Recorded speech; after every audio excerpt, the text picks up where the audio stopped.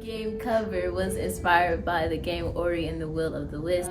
It inspired me to draw this tree on my cover that is actually in my game, and it's a floating tree, and there's this red light in the middle of it, and it inspired me to like make that like a crystal or something like that. So then I just like started getting like all these ideas, like then they have to follow this like path of like bioluminescence mushrooms to this stone that if they touch the rock, it just like teleports them to this other realm with like a whole bunch of bioluminescent stuff and big mushrooms, kind of like Wonderland.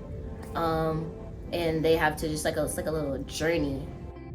When we first started this cover art project and making games, I knew I wanted to include some sort of pixel aspect because games like those have had a large impact on my life. Like as you can see here, I was highly inspired by Celeste, the video game, the art for that game. It inspired me both game-wise and art-wise for this cover.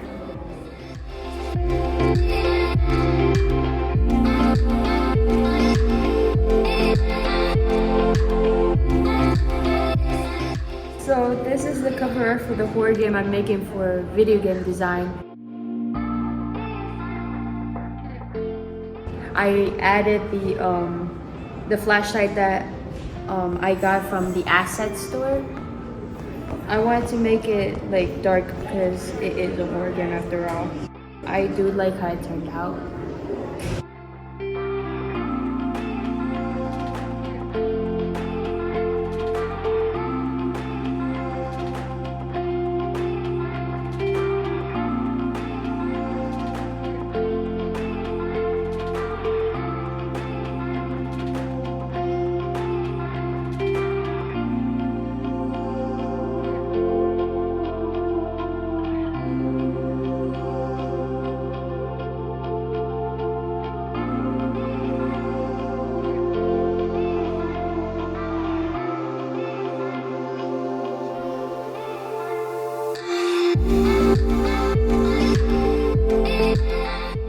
Instead of just paying to buy a PlayStation and the game, which is probably around $1,000, I decided, hey, since I'm learning at this school how to make games, I could just make my own Aqua Teen game.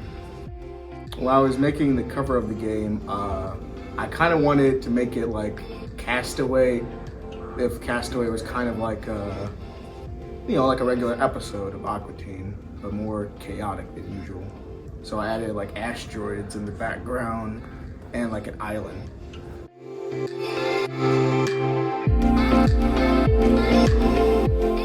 My character is based off of the element neon. The way it's represented is having her glow in the dark when it comes to her helmets and her boots and other things like that. Her personality, however, is just very bright and vivid.